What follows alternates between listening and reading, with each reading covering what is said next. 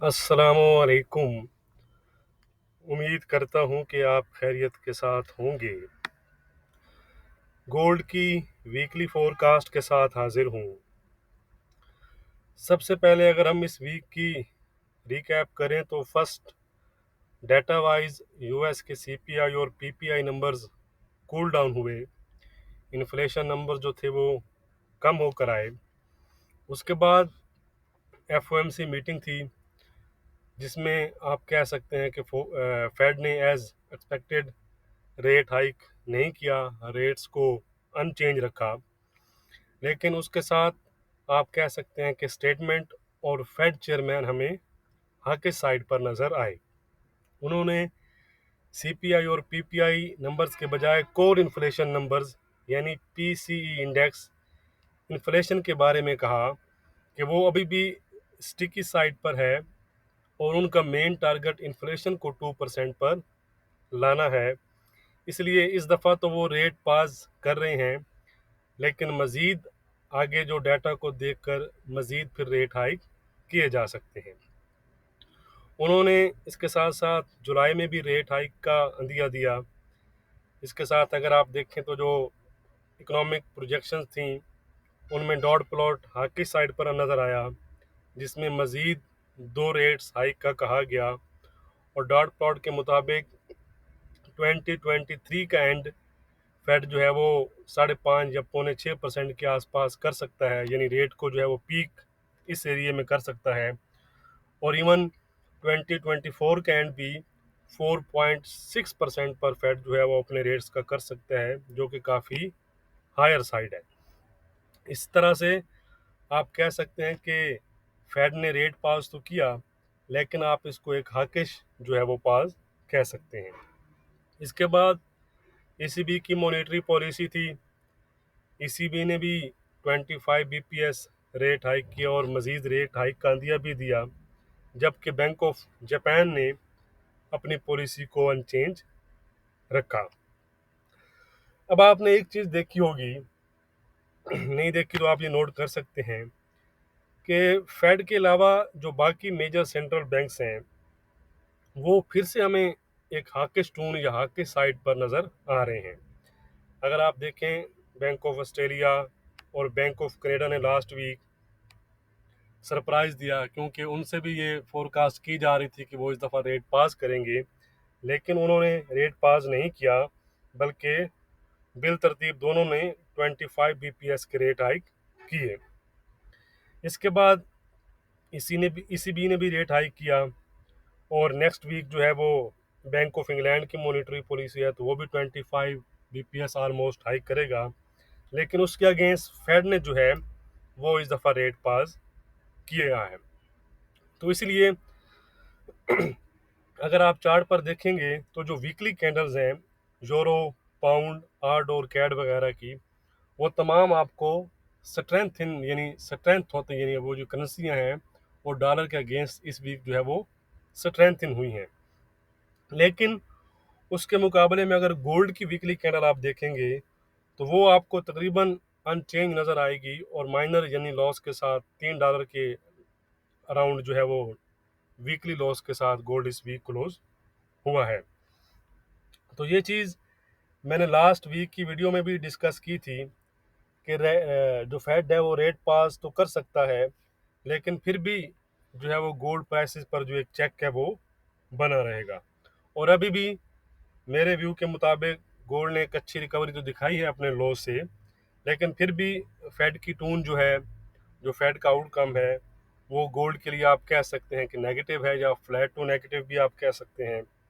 क्यों कि फेड ने इस दफ़ा तो रेट पास कर दिया है, लेकिन इस रेट पास को करने का मकसद जो है वो ये है कि जो आने वाला डाटा है उसको मज़ीद असेस किया जाए, इकानमी को मज़ीद असेस किया जाए। तो इट्स मीन कि पहले भी मैं आपको कह चुका हूँ कि मार्केट जो है वो डाटा ड्रिवन रहेगी। तो वही चीज़ है कि good numbers bad for golds and bad numbers good for gold वाली जो है वो आपको सिचुएशन नज़र आती रहेगी। तो नेक्स्ट वीक की बात करते हैं जी।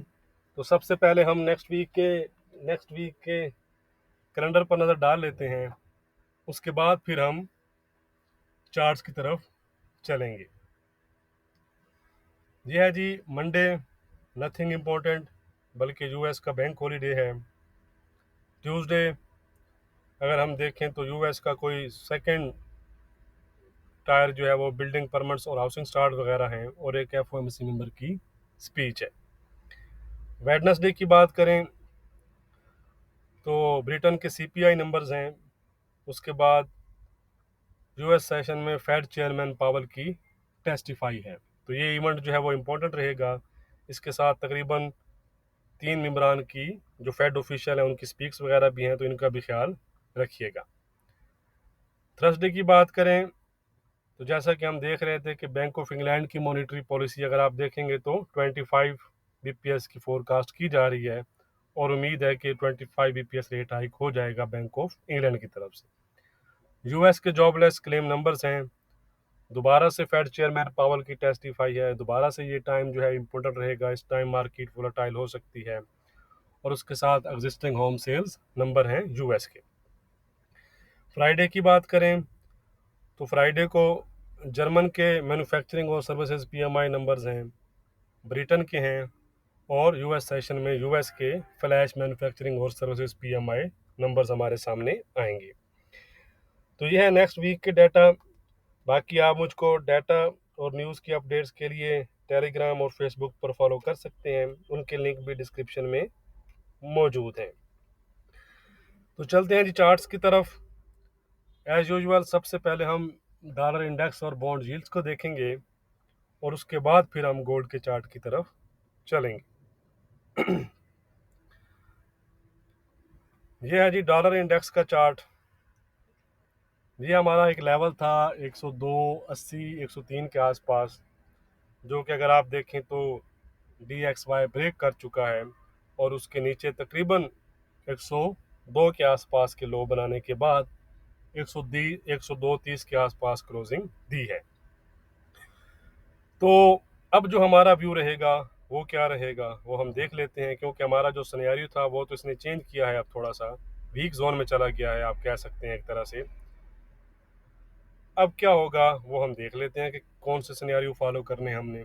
तो सबसे पहले तो यही है कि ये दोबारा से अगर इस जोन में टेस्ट करता है तो यहाँ से ये दोबारा से अपने डाउन साइड को रिज्यूम करेगा।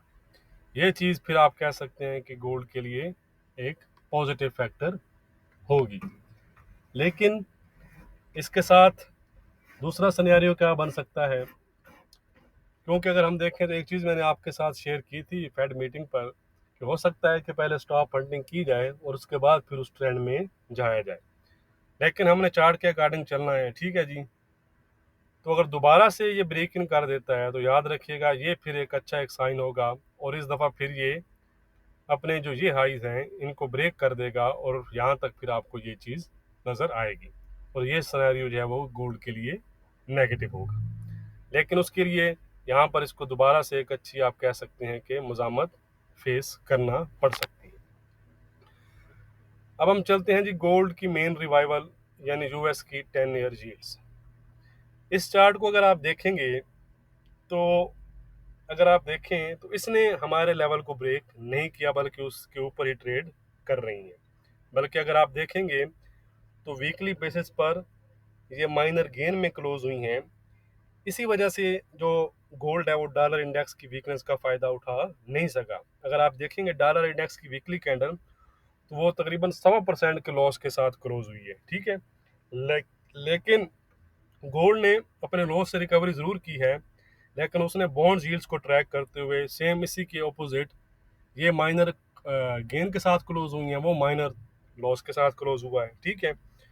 तो इन पर जो हमारा व्यू है वो सेम इंटैक्ट है बॉन्ड यील्ड्स पर। इससे ऊपर ऊपर हमारा व्यू यही है कि 385 और दोबारा से 4% तक जा सकती हैं। ये चीज़ आप कह सकते हैं कि गोल्ड के लिए एक नेगेटिव है। हाँ, अगर ये चीज़ यहाँ से ये ब्रेक कर देती हैं, इसके नीचे डेली क्लोज देती हैं, तो दोबारा से ये लॉस की तरफ जाएंगी, और उसके बाद फिर आप कह सकते हैं कि गोल्ड आपको एक अच्छा अपसाइड दिखाएगा। ओके हो गया जी। तो अब हम चलते हैं गोल्ड के चार्ट की तरफ। उससे पहले एक चीज़ मैं आपको बता दूं कि अगर आप मेरा व्हाट्सएप ग्रुप ज्वाइन करना चाहते हैं तो व्हाट्सएप ग्रुप जो है वो, उसका नंबर जो है वो डिस्क्रिप्शन में दिया गया है, उस पर आप कांटेक्ट करके आप जो है वो ग्रुप की डिटेल्स ले सकते हैं। पेड ग्रुप है, लेकिन एक लोअर फीस ग्रुप भी है। लास्ट वीक भी उसके आप कह सकते हैं कि जो लेवल्स और जो मैंने हेल्प दी है एक वॉइस नोट्स के ज़रिए और बाकी लेवल्स के ज़रिए, तो काफ़ी अच्छा लेवल, काफ़ी अच्छा जो आप कह सकते हैं कि गेन उसने दिया है। तो ये है जी गोल्ड का चार्ट। अब अगर आपको याद हो तो हमने एक रेंज डिफाइन की थी, सिर्फ दो हॉरिजेंटल लाइंस लगाई थी। हमने कहा था कि जब तक इस रेंज को ब्रेकआउट नहीं करता तो इसी रेंज में ही गोल्ड प्राइसेस रह सकती हैं। इसके अबव या बिलो डेली क्लोज पर गोल्ड फिर एक अच्छा मूव दे सकता है। अपर रेंज हमने डिस्कस की थी 1970-80 की, और लोअर रेंज हमने डिस्कस की थी 1940 से 1930 की। तो 1930 के नीचे उसने स्पाइक जरूर दिया 1925 का, लेकिन क्लोजिंग बेस पर उसने ब्रेक लेवल को नहीं किया। तो सेम व्यू है जी इस रेंज में। अपर लेवल से यानी इस लेवल से आप मार्केट को या गोल्ड को आप सेल कर सकते हैं। लोअर साइड से आप बाय कर सकते हैं। ठीक है जी, लोअर साइड का एसएल आपका इस स्पाइक के नीचे है और सेल का एसएल आपका इन स्पाइक्स के ऊपर है। ठीक है, ये तो हो गया कि अगर रेंज बाउंड रहती है मार्केट, इसी जोन में रहती है, तो इन जोन से आपने फायदा उठाना है जब तक हमें ब्रेकआउट नहीं मिलता। अब हम चले जाते हैं कि ब्रेकआउट हो जाता है तो फिर आपके पास कौन से लेवल होंगे या कौन कौन से टारगेट जो है वो आप उनको टारगेट करेंगे, कौन से लेवल्स को। ठीक है जी, थोड़ा सा मैं इसको चार्ट को बड़ा कर देता हूँ जी।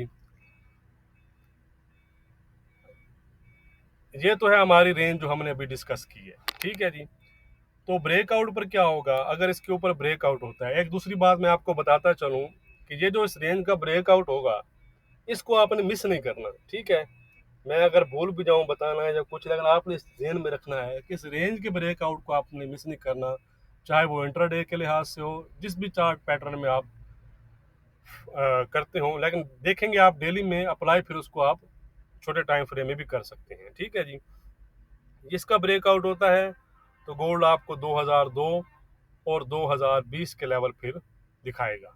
ठीक है जी, ऑन द अदर साइड अगर ये लोअर साइड पर ब्रेकआउट करता है तो दोबारा से 1925 और 1905 या 1900 का जो जोन है, यहाँ पर ये दोबारा से फिर गोल्ड प्राइसेस जा सकती हैं। तो इन चीज़ को आपने फॉलो करना है। वीकली लेवल अगर आप देखेंगे ना, तो मैंने लास्ट वीक भी आपको कहा था कि वीकली लेवल बड़े अच्छे रहते हैं और उन पर अच्छा प्रॉफिट लिया जा सकता है, और उनको ज़रूर आप फॉलो किया करें जब भी आपको प्राइस उस एरिए में मिला करे। तो रेजिस्टेंस तो लास्ट वीक वाली हमारी सेम है। जो लास्ट वीक हमारी रेजिस्टेंस थी यानी 2020 के जो लेवल है वो अभी भी हमारा इंटैक्ट है। 2020 अगर गोल्ड ब्रेक करता है तो गोल्ड में फिर आपको दोबारा से एक अच्छी जो स्ट्रेंथ है वो नज़र आ सकती है 2050 और 2076 तक की। On the other side support रहेगी हमारी इस वीक की 1925 की जो लो लगा है। ठीक है जी, 1925 के नीचे गोल्ड आपका 1905 1900 एरिया और 1870-50 तक फिर जा सकता है। गोल्ड के अगर हम ट्रेंड की बात करें तो गोल्ड का ट्रेंड फिलहाल फ्लैट बना हुआ है, रेंज बाउंड बना हुआ है। लेकिन जैसे ही वो अपनी रेंज ब्रेक करेगा तो फिर उस जिस साइड पर आप कह सकते हैं कि रेंज ब्रेक होगी, उस साइड पर फिर हमारा जो व्यू है वो भी चेंज हो जाएगा।